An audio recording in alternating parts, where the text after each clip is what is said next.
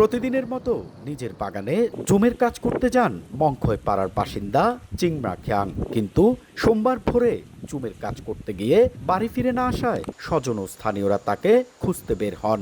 এক পর্যায়ে জুম ক্ষেতের 40 গজ দূরে একটি ছিঁড়িতে তার লাশ দেখতে পান তারা। খবর পেয়ে ঘটনাস্থল থেকে তার লাশ উদ্ধার করে পুলিশ।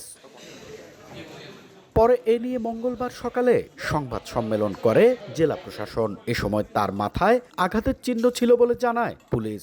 শ্রোতালে তার শরীরে মুখমণ্ডল এবং মাথায় আঘাতের চিহ্ন পাওয়া গেছে।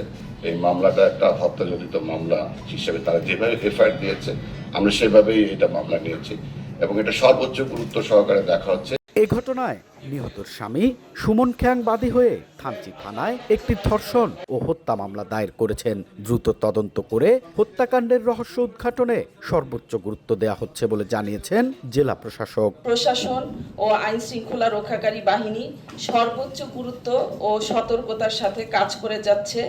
সঠিক কারণ অনুসন্ধান করে প্রয়োজনীয় আইনানুগ ব্যবস্থা গ্রহণ করা হবে। নিহত চিংমা খ্যাংয়ের 3 সন্তান রয়েছে।